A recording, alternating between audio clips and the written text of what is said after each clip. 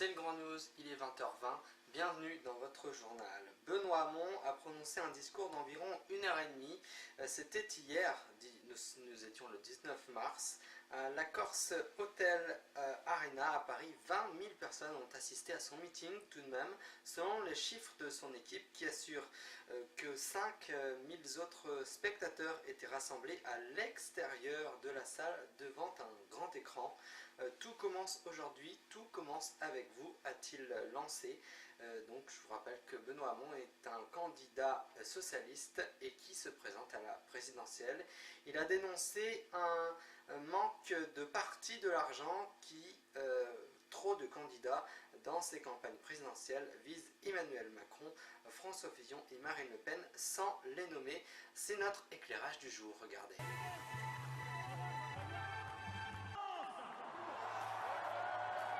Et je ne me résigne pas à ce que cette élection se résume à une chronique judiciaire pour les uns, à une fièvre sondagière pour les autres. Je refuse que le grand débat démocratique auquel les Français ont droit leur soit confisqué par quelques grands intérêts et petits arrangements. À cet égard, je veux vous le dire, votre présence aujourd'hui est un message. Un message à tous ceux qui espèrent ou redoutent une élection jouée d'avance. Nous disons, tout commence aujourd'hui.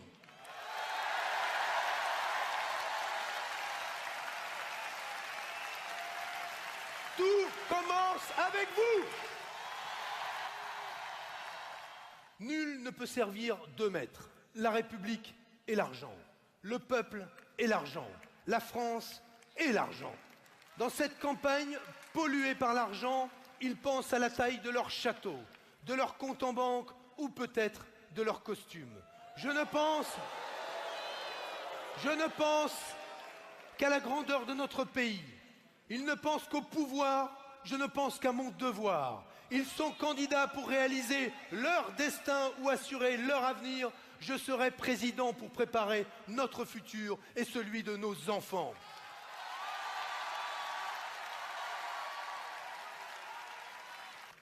Je veux que cette élection où aucun débat de fond n'a eu lieu pour l'instant, où rien n'a été dit ni demandé aux Français, je veux que cette élection soit remise à la hauteur des enjeux, à la hauteur de la France, à la hauteur de l'histoire. Il est temps aussi qu'elle soit remise, comme l'écrivait Blum, à l'échelle humaine.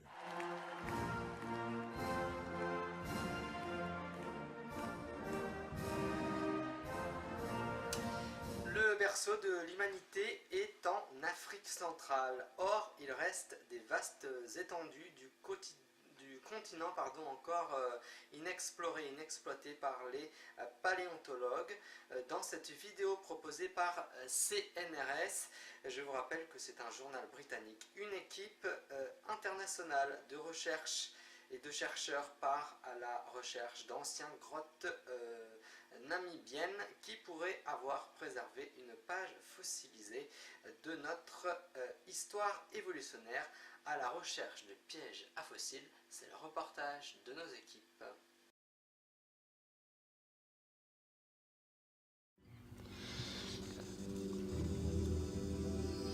Hop, voilà où on est. Les 3 collines de ce matin, celle qu'on a déjà faite l'autre fois. Du coup, on avance un peu et on ira faire celle-ci ici. On a un jour là, on a un jour là. Ils viennent de pays différents, de disciplines différentes. Ces 5 scientifiques participent à la grande quête pour comprendre l'origine de l'espèce humaine.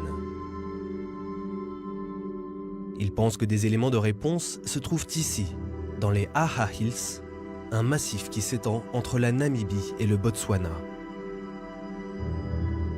Le phénomène de fossilisation ne se produit que dans des conditions exceptionnelles. Ces scientifiques tentent une approche nouvelle dans la quête de restes humains. Ils cherchent à localiser, en amont, les pièges à fossiles dans une zone encore inexplorée. Et les meilleurs pièges à fossiles, ce sont les grottes. Les Aha Hills, un massif calcaire dont l'histoire géologique le prédispose à la formation de cavités. De nombreuses grottes devraient parsemer la zone.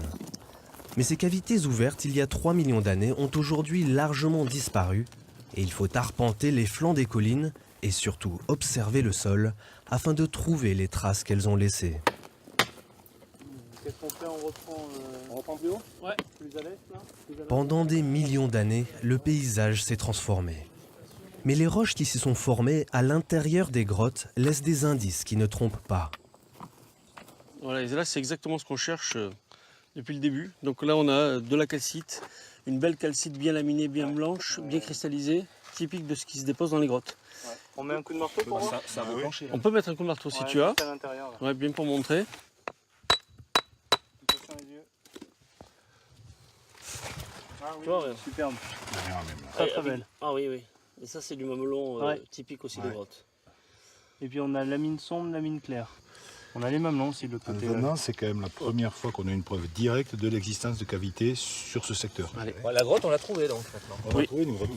D'ailleurs, on a trouvé une grotte. Now this is the first evidence of a paleokarst. Here? Here, in the Namibian Isles.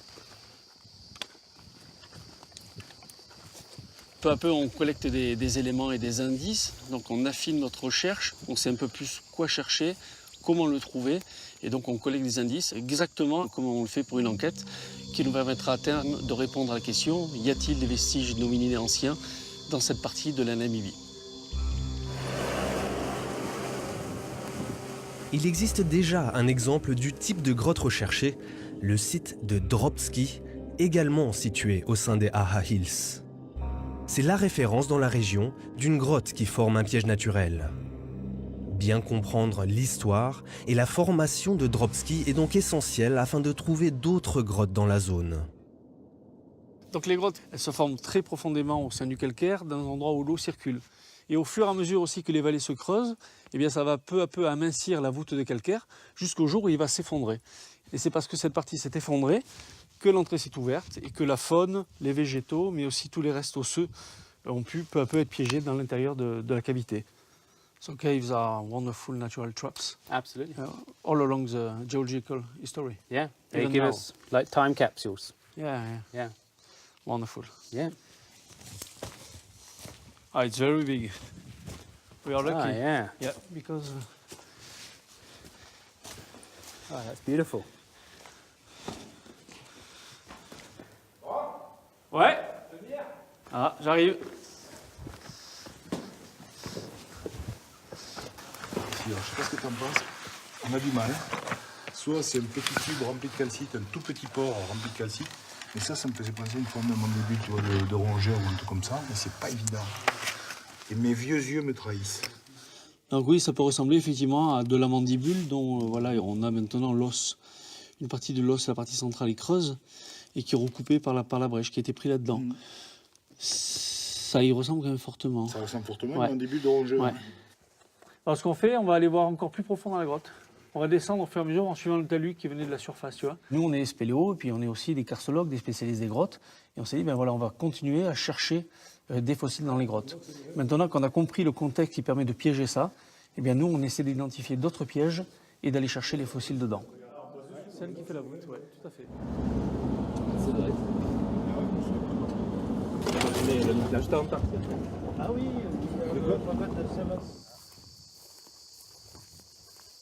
Aujourd'hui, les scientifiques retrouvent un site qu'ils avaient failli visiter lors de leur voyage précédent. Ils avaient dû rebrousser chemin face à un obstacle de taille, une troupe de lions. L'entonnoir dans les sables. Ça, c'est la première fois qu'on en voit un comme ça, quand même. T'as vu la taille? Et ça va être très très beau. génial. Faut que je vois comment on attache le départ. C'est ça qui va être le plus compliqué. Après, là, l'objectif, c'est d'aller vérifier ce que contient ce gouffre. Donc là, c'est intéressant parce qu'il s'ouvre dans la couverture sableuse. Et c'est très rare puisque d'habitude, ils sont directement dans les calcaires. Donc on voit bien le piège naturel et comment ça fonctionne. C'est-à-dire que tout ce qui se passe ici finit un jour ou l'autre dans la cavité, y compris de la faune, qu'elles aient été consommées par d'autres animaux ou qu'elles soient tombées malencontreusement dedans. Habituellement, ce sont plutôt des pièges fossiles. Là, c'est un piège qui est encore actif. Mais ça fait rien parce que nous, ça donne quand même les repères. Donc il ne faut pas s'affranchir d'aller voir quand même ce qui se passe sous terre.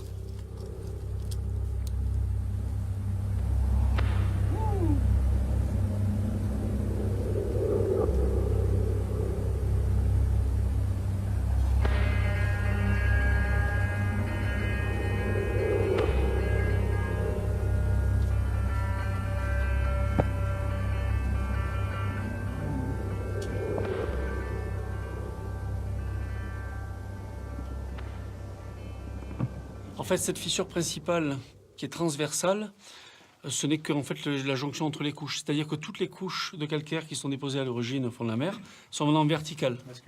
Voilà, donc toutes les couches sont verticales et donc on a des fissures qui sont comme ça. Voilà, oui, une galerie en plus. Donc ça, c'est un schéma qu'il faudra relever en montant. Ok.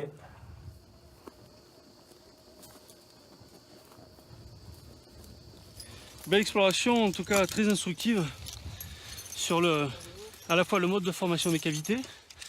On n'en avait jamais eu une comme ça qui s'ouvrait dans le sable. Donc on sait que voilà, il va falloir qu'on cherche des choses comme ça. On va même pouvoir essayer de la reconnaître en photosatellite pour scruter un petit peu tout le tour des collines, voir si on n'a pas d'autres dolines comme ça, d'autres entonnoirs de succion. Et donc ça confirme ce qu'on commence à penser depuis la dernière fois, c'est que ce mode de formation de grottes est général. Voilà. Donc potentiellement, il y a des grottes partout. Au fil des prospections, nous comprenons mieux le paysage sur lequel nous sommes et comment il a évolué. Nous savons surtout mieux identifier les zones à explorer. Ça veut dire qu'on est vraiment sur le point de découvrir des choses incroyables.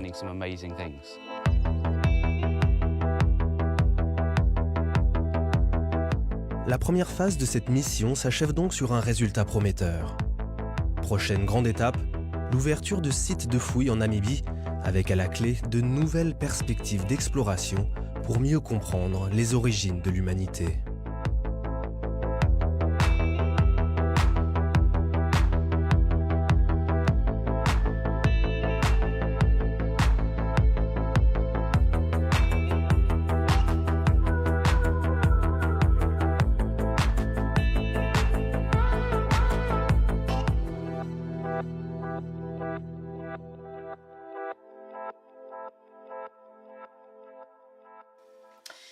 Iron First est la nouvelle série sans intérêt de Netflix. C'est notre point de vue ce soir qui s'appelle bien sûr Tête de série. Trop de séries télé, pas assez de temps pour les regarder. Tête de série vous aide à trier. Hi, I'm Danny Rand. I've been away a long time. Let's go, you don't belong here. I'm Danny Rand. Après Daredevil, Jessica Jones et Luke Cage, un quatrième super-héros débarque sur Netflix. Vendredi 17 mars, Iron Fist. Un nouveau plaisir sombre, violent et naturaliste ou le héros de trop? Nos 4 critiques donnent leur avis. Iron Fist, c'est l'histoire d'un retour, celui de Danny Rand, héritier d'une riche famille new-yorkaise que tout le monde pensait mort.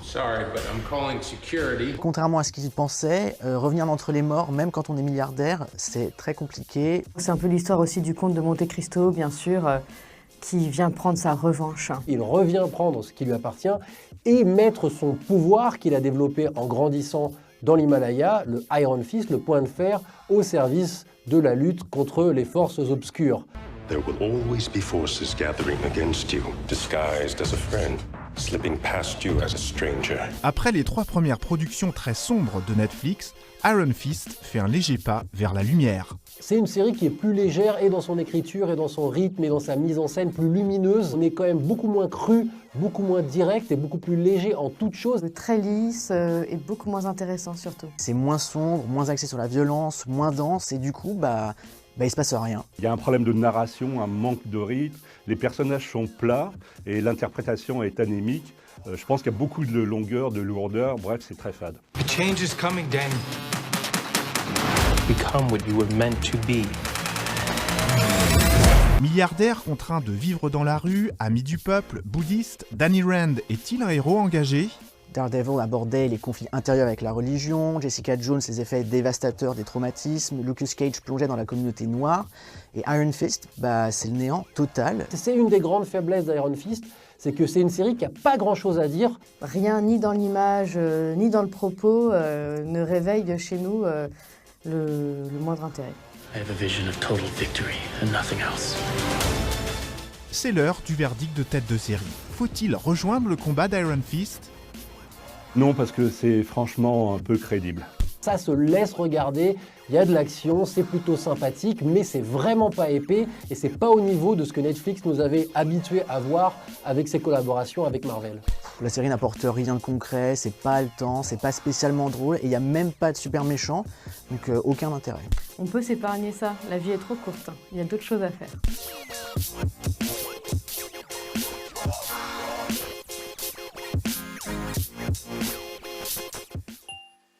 C'est la fin de ce Grand News, rediffusion tout à l'heure à minuit 5 et je vous retrouve demain à 20h20. Je vous souhaite un très bon lundi soir. À demain.